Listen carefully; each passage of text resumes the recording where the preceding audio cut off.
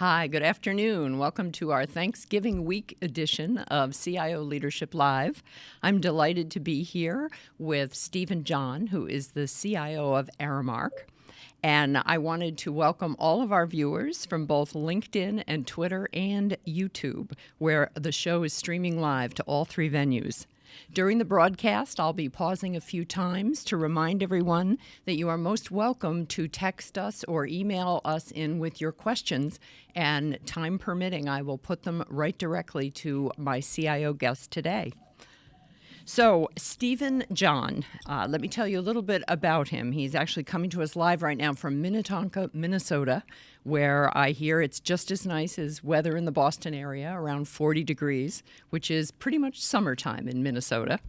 Stephen joined Ameripride Services in 2014, serving as its CIO until the acquisition by Philadelphia-based Aramark.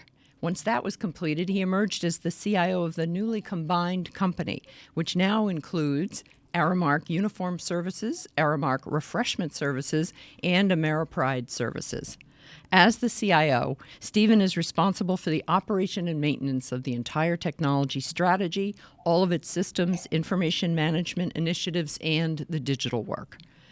Aramark is a $16 billion global provider of food, facilities, and uniform services to client organizations across multiple industries, everything from education and healthcare and business to sports, leisure, and correctional institutions. All told, there are 280,000 employees worldwide. Before he came to Ameripride 6 years ago, Stephen held leadership positions at Workday, the software company, H.B. Fuller, the Society of Information Management, where he was executive director, and he also did some stints in both business and IT at First Health, Cigna, Unisource, and Transora. And then last year in 2018, Stephen was welcomed into our CIO Hall of Fame. He is a prolific industry speaker, a teacher, and a mentor of outstanding talent in the IT world. Welcome. Great to have you here today, Stephen. Good to be here. Thank you, sir. Let's start out way above the, I always like to start out talking about disruption in various industries. And the consumer services kind of industry that Aramark represents is not quite as disrupted as other industries right now, but it is consolidating. So talk a little bit about the competitive landscape and your view of the disruption that you are seeing, if not now, the stuff that might be coming. Yeah, so our industry is going through a consolidation. Interestingly enough, in the uniform business, about half of that business is still mom and pop organizations, so small local firms. The other half is made up of 4 or 5 major players. Yes. We're currently number 2 in that field. Cintas is number 1, but there is a lot of growth potential across the industry, whether that be through acquisition or whether that be through organic growth. Mm-hmm. Well, and I understand we talked a little bit last week about what a positive earnings call just happened with your new CEO, Mr. Zillmer. And on that earnings call, he mentioned that one of the many positives coming for Aramark clients was an ability to use the company's proprietary cloud-based platform. Is that one of the? I know that there's a lot of M&A activity going on, but is that something that Ameripride Services was bringing to the party? Yeah, there were several reasons why Ameripride was acquired, but technology was one of them, and so we brought some things to the table. There's a core route accounting system we brought in, some mobile capability, some analytic capability, big data, et cetera. Yeah. Well, and it was just as you were telling me the story, I thought how surprising it was because Ameripride Services is about $1 billion, and here's Aramark that's $16 billion, and yet you emerged as the CIO of the whole shooting match. So congratulations on that, by the way. Let's be careful. Okay. I'm not the CIO. I'm only the CIO over the uniform piece, refreshment piece, and the Ameripride portion. Okay. So I'm not over corrections or food there. So I'm over maybe 3 to 4 billion of the 16. Okay. Well, still, that's a big change in your job, isn't it? it's nice to work with bigger budgets. I imagine, yes. Well, when you were saying that what you're really starting to see is one of the differences is how much you're able to leverage your core business with this merger and acquisition activity. Tell me a little bit more about that. Yeah, so I tend to think of IT systems as a strong and stable core, and then an intelligent periphery. And so if you think about that strong core in a merger, you want to get immediately, you want to get some of the periphery in place so you can drive revenue. So that's, get your CRM in place. Mm-hmm. Your salespeople are all on one system. You're still driving sales. You're merging that capability and strength of your sales force. So that's kind of one of the first things. And then you start working on that core. So you get your financials in place. You get your HCM, human capital management, in place. And then you start working on marketing and other pieces. In parallel with that, you're working on that intelligent periphery, which is you're building up that mobile capability. You're building out those touch points closer to the customer as opposed to the back office. Mm-hmm. But what happens in a merger is you do kind of become more internally focused for a period of time as you're merging those systems. And then as those become that stable platform that you can use as a fulcrum to then leverage that increased size and market share to develop that intelligent periphery and get closer to your customer and grow more growth. Yes. Yeah. Well, it's always interesting to watch large mergers and acquisitions because there is so much information and analysis about how many of them don't do so well over the years. And there certainly by this point has to be a certain science around how to make it go well. Paying attention to the foundation. Kind of there's the old IT saying, soft is hard and hard is easy. Yeah. So the technology piece of it is actually the easiest piece of any merger. The soft stuff, culture, people, processes, politics, that's where it's tough. And why this has gone so well, our particular merger, is the soft stuff worked. The cultures matched. There was, some of our competition have done acquisitions, but it was more where they were acquiring customer base and really didn't care less about the technology that existed or if there were processes that were different than theirs. They weren't looking for best of breed. They were just looking to acquire. Aramark approached it very much in what did Ameriprise do better than we do? And how can we make sure we leverage that? And so they really got their money's worth. Yeah. They really dug in and found out how that acquisition could really be leveraged to their benefit. Not enough companies do it that way. And so they did the soft stuff, which is really the hard stuff first. And then that made the other parts even easier than they are. Yeah. Well, that is such a great point because it's one thing that you often don't see. It's like probably 10 years ago, mergers and acquisitions were happening without anyone on the business side even checking in with IT until all the paperwork was signed. Oh, yeah. But it's so different today. I think that really smart companies are well aware of what the kind of changes you're going to need in not just foundational technologies, but in the way the cultures work together. Absolutely. And you're right. Usually, mergers by nature are secretive. And it's a small group that's aware of it. But what I'm seeing more and more is IT is becoming part of that small group. In the past, they may have been one of the last to find out about it, and then we're scrambling to make things work. But people have gotten a lot smarter about it and realize that's one of the core things to make it successful. Well, and I thought too that it was encouraging, and even if it's still somewhat unusual for the much larger company that's acquiring the smaller one to try and basically to say, what have you got going on that you're doing better than we are? Well, I think it says something very positive about the culture in that they're teachable, right? So you could say humble is another word for teachable, in my opinion. Yeah. But they're teachable. They didn't have the arrogance that they're the best. They realized that they can be better. That's great. That's great. Well, let's take this to the customer level and talk about maybe not the customers right today and what they're demanding, but what you're seeing with the changing expectations of how they work with Aramark and the different divisions. Absolutely. I talk about I teach a class for IT executives in New York, and one of the things we always talk about are one of the key tenets of an IT leader's job is to have foresight and ambition on behalf of technology, foresight and ambition on behalf of the organization, and foresight and ambition on behalf of the customer. And our job is really to see where those three intersect.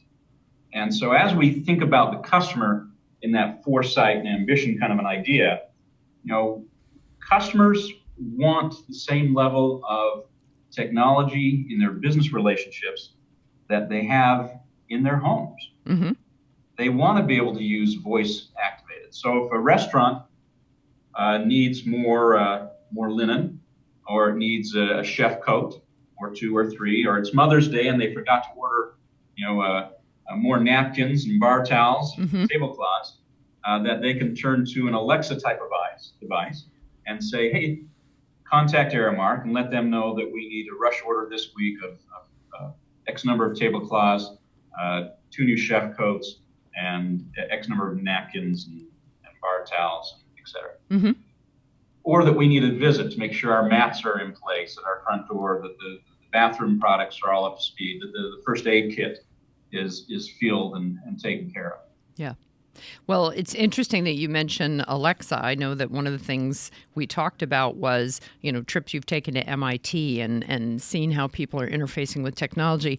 And our very first question from our faithful audience out there is asking about the use of robotics. I know that robotics process automation is something we had on our list of subjects to talk about. And this exact question is, what protocol is being used to ensure the use of robotics is successful? That's getting pretty specific. So yeah. I'm not quite at the level of the MIT guys who are looking how to give voice commands to robots on another planet. But we are looking at our warehouses, our distribution centers, and looking at how we can leverage robotics not only to drive efficiency from a procurement standpoint, but to drive efficiency from a space standpoint and a resource standpoint.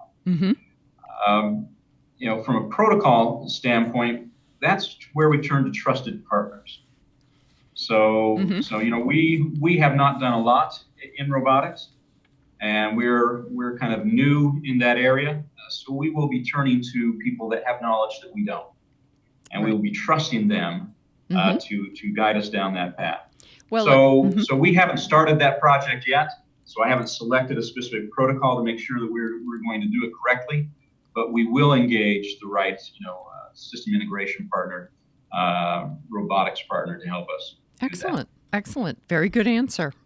Okay, let's talk a little bit, since we've already taken a dive into emerging technologies, and let's talk about the top business and tech initiatives that you have, that you're lining up, not just now, but in the coming year or two.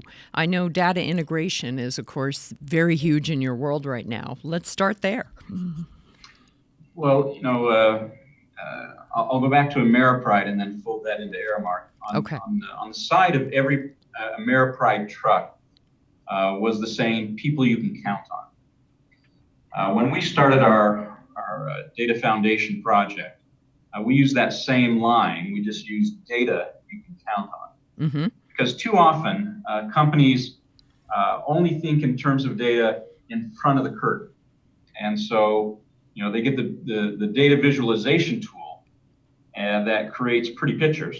And they think that they're getting accurate, correct, and timely information.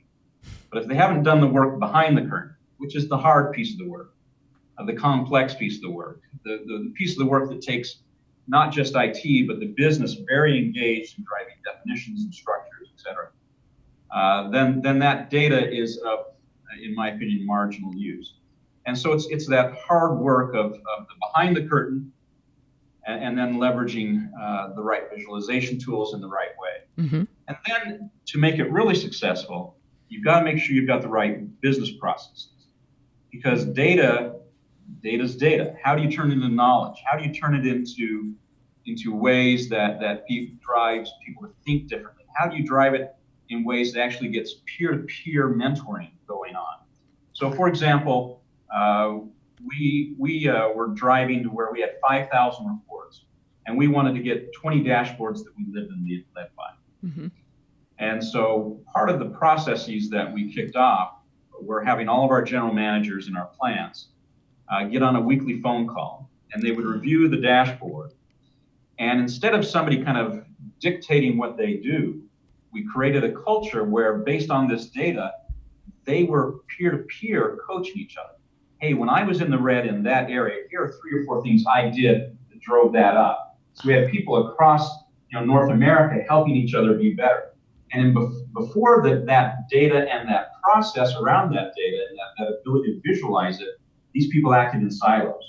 They worked through their Excel spreadsheets and then directly with corporate.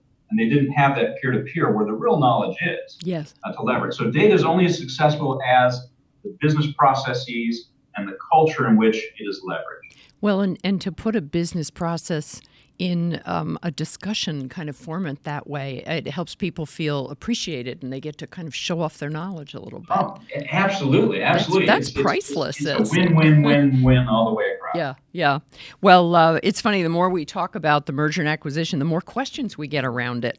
Okay. One of the questions is, what were the biggest IT issues you faced with the merger beyond the cultural issues, which have gone so well? Maybe we're making it sound too easy and smooth. Because nobody believes that entirely. So, what were some of the big issues you stumbled into? Yeah. So it gets down to some of the basics. So at one level you might be choosing between systems, an Oracle CRM versus a Salesforce CRM. Yeah. In other instances, it's how things are structured in your Oracle financials, since both companies are Oracle financials, but how are they structured and what are the processes? We have our infrastructure is actually outsourced to corporate shared services, and they're going through transformation at the same time. And so sometimes it's just kind of managing all these different expectations. And in some areas where there isn't a high level of maturity, in other areas where there's a great level of maturity. I may not be given a great coherent answer, but basically it's a system by system approach. And I tend to start in that, as we talked about earlier, start at that core and work our way out. Yes. Because the external pieces can remain independent. It's those core ones. So we just kicked off our HCM testing last week. That's your human capital. January 1st. Human capital management. That's your human capital management. Human capital system. management. Yes. Yep. And what we talked about was this is the first system that will have everybody on it. So CRM, that's the salespeople. Financials, well, that's accounting and others. But the human capital management is the first global system that ties everybody onto a single platform. So we're actually very excited about that. It's that kind of helps with the rebranding. It helps with the culture shift. Yes. It helps everybody kind of come from a single place and be in a single place. Great. Well, that was an excellent answer. Thank you so much. We have another question that I think maybe will be easier, and we can draw on your extensive experience, maybe not just with this particular M&A that you're living through, but some of the other places you've been. The general question is, what are the top 3 red flags you look for in an M&A process? What kind of the good, the bad, and the ugly that you watch for when an M&A is ongoing? Yeah, it's really intent. So what's the business intent? So we mentioned this earlier. If it's just to acquire a customer base, then it's pretty simple. And nobody at the smaller acquisition. Well, I guess that's not true. Smaller companies can acquire bigger companies, but at the acquiree, they then have a clear path, and it's not going to be with the ongoing company.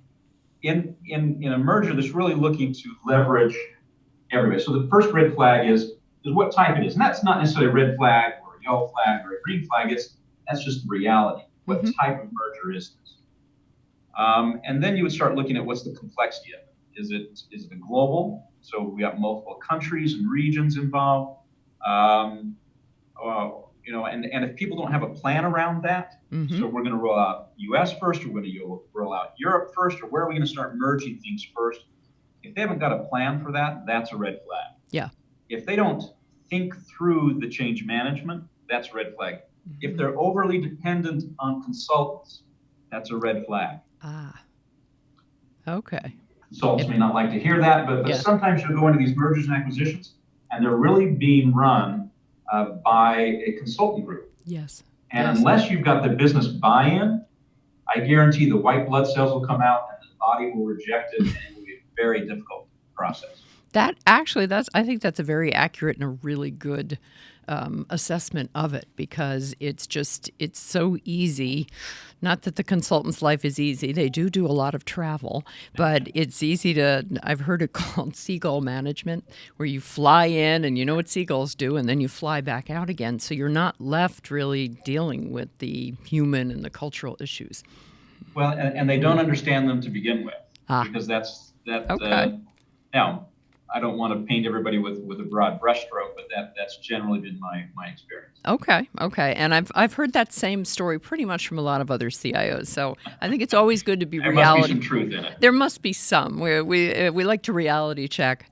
And I want to just pause for a moment to remember to welcome any of our audience who is joining us for this live interview a little bit late. I am talking here with Stephen John, who is the CIO of Aramark. And we've been getting a lot of great questions from the audience. I'm starting to think I may not get to any of my own questions. So please go ahead and email us or text us in your questions. In fact, speaking of which, we were talking about human capital management systems, Stephen, and one of the questions was, how are you managing the internal knowledge? How do you skill to harmonize all the talent capabilities? I know this is something very near and dear to your heart. Yeah, so I'll go back to H.B. Fuller. Mm-hmm. So when we implemented Workday there, we were Workday's 33rd customer, first to go global. Mm-hmm.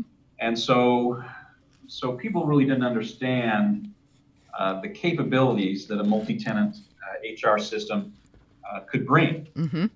And so, they just asked us to implement it in the way that had always been implemented. They'd always done their work, which we could do. But when you're implementing a system, it is an opportunity to redo how you do things, and from a business process standpoint. Mm-hmm. And they did it the way they'd always done it, and it took them a while to realize the software liberated them from a lot of the things they normally did. And so they were able to head in a different direction. And that's one thing that people really don't think about, is that software liberates you. They tend to see it as a necessary evil. Is it constricting you? I think technology is now reaching a point where it's a liberator. And some of that comes at some sacrifice. I think a lot of IT's bane over the years has been, we've had too much freedom. We have had on-site systems that we could customize, and therefore we did. And so we did. And that customization then led to long and complex and problematic and expensive implementations. And a server under everybody's desk. And and all types of complexities. And it led to an expensive cycle of refreshing. And sometimes because of that expense, it got delayed, which then led to a bigger problem further downstream. What I believe cloud and especially multi-tenant are bringing is they really liberate us from that, and we're now moving to a cycle where we're having to learn at a different pace. We used to update every 4 years. We now update every 4 months. And so how do we leverage the value in that coming out of that world? It's to be more and more part of our job is that life cycle of products is very different. Yes. Well, I wonder, too, if it's something to do with just kind of the mental map of IT leaders catching up with this newer way of thinking about it. So many of you have had the experience of living through some agonizing ERP upgrade. And that's one of the ones where the software comes in, puts a straitjacket around your business, and IT's response in the past was like, well, let's just customize our way out of this. Well, and I think the other thing is the C-level. At this point in time, every person at the C-level has been through, in their years coming up through the ranks, a problematic ERP implementation or a problematic IT implementation, system implementation. And so, I had a conversation with a CEO, not at Aramark, but before that, where I basically, said, hey, here's what we need to do with this core system. And he said, hey, if you can guarantee that it will go as well as these cloud systems you put in. I'll do it. And I'll say, well, there isn't a cloud solution for this particular system yet. His response was, then I'm going to push it out past my personal planning horizon. Oh. So he would rather do without, or even run a higher level of risk of a system having a problem, than having to go through a historical, in his perception, ERP implementation. And it wasn't so much that he was in love with a cloud implementation. He just was trying to avoid a nightmare from his past. Interesting. Well, interesting. Yeah. Well, the cloud takes away some of our freedom, but it gives us more stability. And in my opinion, doesn't take away that much freedom. Yeah. It just takes away the freedom with which we hurt ourselves. Now, ultimately, as the CIO of Aramark, where are you heading in terms of percentage you'd like to see in cloud-based systems versus percentage that you're going to keep in-house and on-premise? So for the portions I'm over, uniform and refreshments, I have a bias for the cloud. So if there's a cloud option, we're going to explore it. However, it comes back to risk and maturity. So there's kind of a pace and risk idea here. And the idea is kind of things in that intelligent periphery, they're easy. They should go to the cloud, CRM, HCM, et cetera. When you get to financials and supply chain and some of those systems where there isn't as big a penetration of cloud systems out there yet, or maturity, and where there's a higher level of risk, I'm taking a slower approach on those, or the bar is higher for those than for some of the periphery applications. So in the refreshments area, for example, we are looking at accounts receivable in the cloud. We're actually implementing it right now. And so we'll test that out, and based on that, we'll move to others. But we currently have a beachhead with CRM, HCM, and other systems in the cloud. And as the others mature more, then we'll move to those. But in my opinion, the future of IT is a much smaller, much more business-focused, much more innovation-focused IT department. And a lot of things going to the cloud liberates us to do that. Yes. Well, and this is also the moment in our interview when I like to ask about how you have IT currently organized or structured to deliver the most business value, and are you making changes or reorganizing around that? And when we talked about this earlier, you surprised me with your answer. So go ahead and hold forth on that. Yeah, too often the first things the CIO does to put their fingerprints on an organization, their stamp, is to do a reorganization. And I think that actually that should be about the last thing a CIO does. The first thing you're going to do is you're going to look at, aligning with the vision, aligning with the principles of the organization, aligning with the strategy and direction. Then you're going to look at what are the processes that support those. What's the information that supports those processes? What are the systems that support that information, those processes? And then actually, what are the applications? And then when you get all the way down through that, then what structure do I need from a human standpoint to support all of those things? If you haven't got those ones above figured out, then you're not going to have the right organization. So I think people start at the bottom when they should start at the top. Okay. Does that make sense? It does make sense. And I was so surprised by your answer when we talked about this earlier that I said, well, how did you come to that belief? And I think your response was painful experience. Yes. Well, hopefully you learn in life. And I think we also talked about one of my early mentors was Pat Wallington at Kodak and Xerox. And she said one of the things that I think is one of the most profound pieces of wisdom I've ever heard. She said there are two things you need to learn in life. You need to learn, and you need to learn to change. And too often, we go in with the same playbook and think it's going to work everywhere we go. Yes.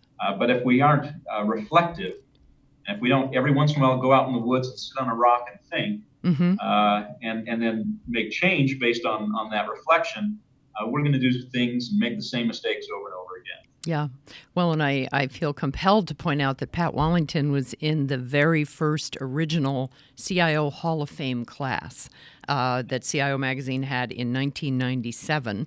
And I believe your dad is also a member of because you are a second-generation Hall of Famer. And I am. Yes. I am. And so far, Mm-hmm. The only second generation one. So my dad, he's retired, and too often when parents retire, they start talking about their will and things like that. I said to Dad, depressing. There are only three things I want in the will. I want your statue of replica of the Thinker, Mm-hmm. Rodin's The Thinker. Yes. I want Grandpa's saddle, and I want your Hall of Fame award. Oh. So I can have the bookends. Mm-hmm. Well, and didn't your dad gave you some pretty good career advice at a point when you were thinking about going into law? Yes.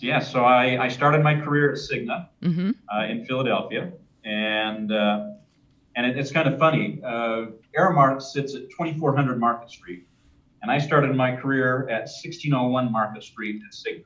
Oh. So it's funny how life brings things in cycles. Brings you in a circle, yeah. Yeah. But I was a paralegal at Cigna. I was Mm-hmm. going to be a lawyer, and my dad, who rarely gives kind of direct advice, he started sending me notes, Mm-hmm. And I apologize to any lawyers that are listening. But he said, the average lawyer makes X, and that's not very much. And there are X number of lawyers in the world, and that's too many. And none of that affected me. But then he shared an idea that changed the course of my career. He said, think about the legal profession. It focuses on two things. It's always looking backward because everything's based on precedent, Mm-hmm. and all of its relationships are adversarial.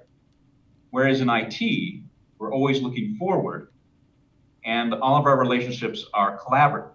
Now, that may not always be true, but it's the aspiration, at least. Yes, at least we're trying to get there. Mm-hmm. And that piece of advice shifted my career. And so I went into IT at Cigna Mm-hmm. instead of following the legal profession. Yeah, well, and that was pretty wonderful advice. That's why I wanted you to bring it up again, because I really thought it was worth quoting. And please do give your dad our best. We still think about him here. I'll be talking to him over the holidays. Excellent. Well, I hope he's one of the people watching us live right now. Did you tell him? Did you tell him you were going to be on today? Well, he is a technology leader who doesn't always embrace technology. So I'll probably have to pull it up for him on the computer next time I'm there. Well, that's okay. We make these recordings available on CIO.com. By the end of today, it will be posted in our CIO Leadership Live collection. And this is actually a good moment for me to pause. And if you're joining us late in our program, it's okay. We record it, and it will be available through IDG's YouTube channel, which is IDG Tech Talk, also on CIO.com. And, of course, you can watch it on LinkedIn.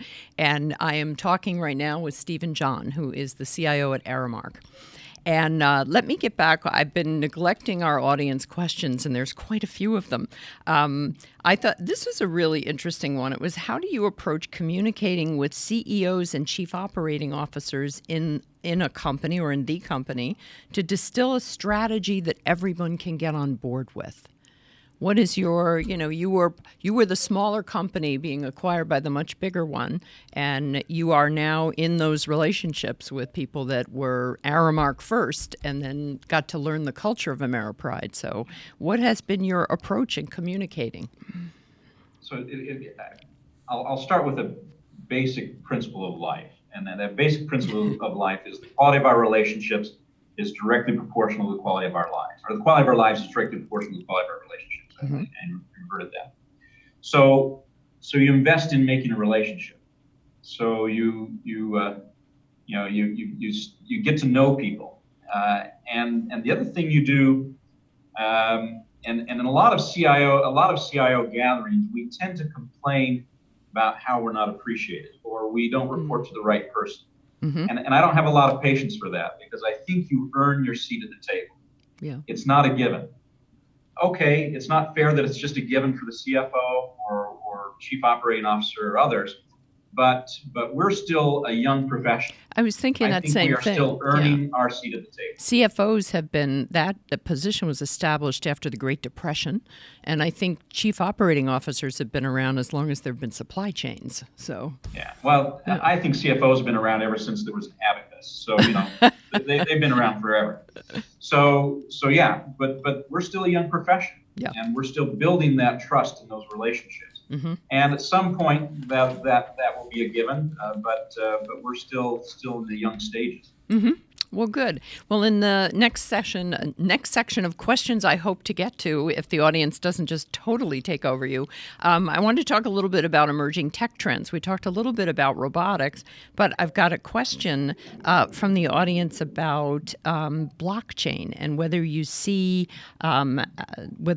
places in the supply chain for Aramark where blockchain is going to be one of those technologies under consideration. I'll be honest, that hasn't taken up a lot of my time. So you don't see a use case that's obvious yet. Yeah, there are technologies you choose to be a trailblazer and one where you choose to be a follower. That's one where I've chosen to be a follower. I'm just not investing a lot of time there. I'm not seeing a lot of ways where that's going to change my world or how it operates right now. And so I'll be honest, that's just low on my priority list. Well, and I have gotten largely that same answer from CIOs across many different industries, especially in finance. For the last 2 or 3 years, I kept trying to find CIOs who could come and be on stage at my CIO Perspectives events or even at our CIO 100. And there was a lot of stuff going on in the proof of concept, and there was, in the kind of the playground for the innovation groups. But there haven't been a ton of them. One CIO I know who is very much into blockchain is the CIO at Bumblebee Foods out in San Diego, Tony Costa, and he has found a way to use blockchain from the moment Bumblebee is pulling a tuna out of the Indian Ocean all the way to the suppliers that are sending frozen fish to restaurants all over the country. They've got the entire chain. It's all in blockchain. And he's actually been writing about it and been interviewed on it. But right now he's one of those outstanding cases. I don't find a ton of them. Yeah, I think there's going to be some benefits for that on the food side. Yes. Where you're kind of tracking, from a safety perspective. But in my particular areas of Aramark, I'm not seeing a value proposition there yet. Okay. And how about one of the things you mentioned when we talked about emerging technologies and trends was you've asked yourself, how should we leverage the Uberness of the world today? What did you mean by that? Well, we have one of the largest fleets. We're a route-based business, both on the refreshment side and on the uniform side. We have one of the largest fleets in the country, and so we think about that. Is there a value in leveraging that capability, or is there a value in creating or investing in that type of capability? And maybe that's not for our routes because their drop off, their pickup. And this is dirty laundry. This is maybe biohazard kinds of things. So we have certain protocols that an Uber driver may not have. But we sometimes have rush orders and things like that. Maybe we can leverage that capability for kind of the one-offs, and then explore it some more based on that emerging relationship. Okay, fair enough. Another thing that we talked about was. And this is on the uniform side, and looking at some of the interesting examples that could come up in the future about wearable technology. Oh yeah.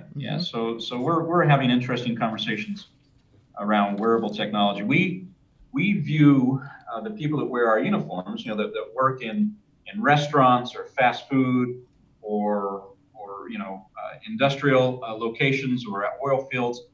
We view them as athletes, and so when we design and manufacture our uniforms, they are built from an athletic standpoint. We want them to flex. We want them to handle perspiration. We want them to be able to stand up to weather and chemicals and other things. Yeah, and so we still look very professional because they're delivering your services. As you start thinking about how to embed technology in from a safety standpoint, where you can see a raised heart rate, or you could find somebody's location. Yeah. In some industries where safety is a major concern, that could play a big role. Okay. So we are looking at heading down that direction. That's excellent. But that is an area that is changing in our business. It's not just putting somebody in a uniform. it's putting them in something that helps them in their work. Okay. Good. And since we were thinking about that as well, there was a question about managing risk process and what advice you might have for improving the communication processes between business management and IT around risk process management. Well, there are a couple of different types of risk. You've got kind of the CISO arena, where it's really about security and managing risk there. Mm-hmm. In my arena, I tend to, when we start a project, I talk about three things. Where's the direction we're going? Let's get clear on that. What are we trying to accomplish? Mm-hmm. The second thing we talk about is pace versus risk. What is the speed of this versus the risk we're willing to take? So sometimes if you move too fast, you can take greater risk. If you move more slow and purposefully and intentionally, you can manage risk better. And then the last thing is always, how is this going to operate over time? It's too often in IT, we build things with no clue that that's going to, require a headcount increase or decrease or X in maintenance, et cetera. And so we build risk into the process. And so as we're talking with the business at that initial onset, we're just getting clear about direction. Mm-hmm. We get clear about direction. The second thing we talk about is risk. What risk are we willing to take as we implement this project? Yes. And that can come from the pace of the project. That can also come from, we're not going to implement this module, therefore that could have this impact on this small percentage of accounts, but we're willing to take that risk to get the 90% out there earlier. Mm-hmm. So those are the conversations we have. And then how are we going to implement it at the end to mitigate risk as well? How is this going to work so that we don't have risk as this operates over time? Mm-hmm. Yeah, it comes across very clearly whenever we talk how deep in your DNA the business process is, about thinking about business process first. And that actually leads into my next question about your strategy around encouraging and finding innovation. And once again, you surprised me because you said innovation actually doesn't come from IT, it comes from the business. Expound on that a little bit. So if you think about IT, well, first of all, I believe that IT is a plank in each of the business's strategy, mm-hmm. as opposed to a strategy on its own. Okay. So that's number one. But second, if you think about the process, so things start with innovation. And to be honest, a lot of that innovation starts in the business. That may be in an Excel spreadsheet, or somebody's doing something, trying out a new way of doing things, or somebody has an idea. And too often, IT and the business are separated in their innovation processes. Mm. And then somehow they come together, and maybe it ends up, then it ends up being a differentiating capability. Over time, it becomes standard and commodity, and then it becomes outsourced or cloud or whatever. What I strive for is IT facilitated innovation. And so that comes from a whole set of things. That comes from trust, mm-hmm. and relationships with the business, where they want to bring you in. And so it really becomes a trusted partner. Yes. And so if I'm out just creating things, by the time I bring them back in, if it doesn't have the business's fingerprints on it, as I mentioned earlier, those mm-hmm. white blood cells will come out and the body will reject it, whether it's the best thing in the world or not. Mm-hmm. If they weren't part of it and they're not attached to it, it's going to struggle a lot more than it should, or it's going to be just rejected out of hand. Okay. So innovation begins in the business. But again, going back to that foresight and ambition idea, I have foresight and ambition on behalf of technology, and I am looking for where that can impact the business. Mm-hmm. So that even if it's mine, I try not to take credit for it.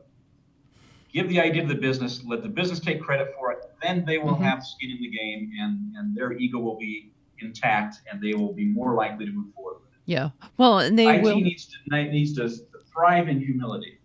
I'm not sure about that slogan, but that seems to be the way you have practiced your trade as an IT leader.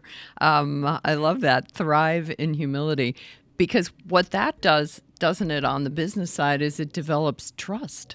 I mean, there's a feeling from the business that, well, this idea started from IT, but they've really got our back. Mm. Yeah, and it does come to those relationships. And Yeah. if you don't care about credit, if the next board presentation you're saying IT did this and IT did that, Mm-hmm. that's not a good thing. Everybody's eyes will be glazing over, right, at that point. What you want is the business to brag about you. Yes. That's where the credibility is. That's the ultimate. Well, we had a great moment when we were chatting about your leadership class, the one that you've taught. You still teach this, right, for the Society of Information Management for SIM. Yep. And you tell our audience about the exercise you do around trust. Yes. And so basically everybody gets a 3x5 card. Mm-hmm. And on one side, you write down 5 people you trust. And then when that's done, you kind of ask, what are some commonalities? Usually blood relations. And then I always ask the question, are there any salespeople on your list? And there's never anybody that has a salesperson on their list. But and then I have them flip it over. Yeah. And they write down 5 people or institutions or things that have lost their trust. And so that could be a person, it could be a spouse, it could be I don't trust the IRS, or I don't trust my car to start in the morning. Yeah. And then the follow-on question is, how do they gain that back? The real story you're telling is trust is a commodity. And if you waste it, you're not going to have as much. It's coins in the bank. Mm-hmm. But the other thing to kind of drive into people is who would you be on the list of the 5 for? And if we just did it in a business context, would you be on the short list of your business partners, of people they trust? Or would you be on the flip side? If you're on the flip side, how do you gain that trust back? Yes, and it's a whole lot harder to gain it back, isn't it? It's extremely difficult. Yeah. Well, if possible. Yeah. In some cases, it's not possible. Not even, yeah. Well, let's wrap up with a couple of thoughts from you. I know the time goes by so quick, doesn't it? I often get on these calls, and when we're talking ahead of time, CIOs are like, what are we going to talk about for 45 minutes or even longer? And I say it flies by. My last question is usually about leadership lessons you've learned. And you have a practice that you do every evening where you write down 4 things. And you actually write them down on real paper with a pen, which I laud you for that with my long background in daily newspapers and print magazines. So it is a different feeling, definitely. What is it you consider every evening, and how did you come to this practice? I do a lot of reading, and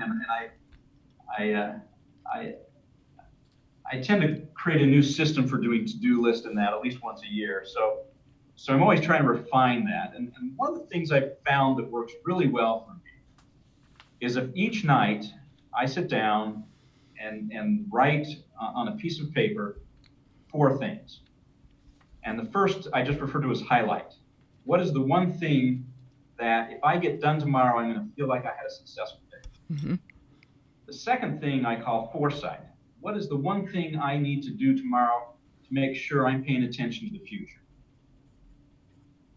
The third thing is, what's the pain point? What might be the thing I'm procrastinating or that I don't want to do but just has to be done? Yeah.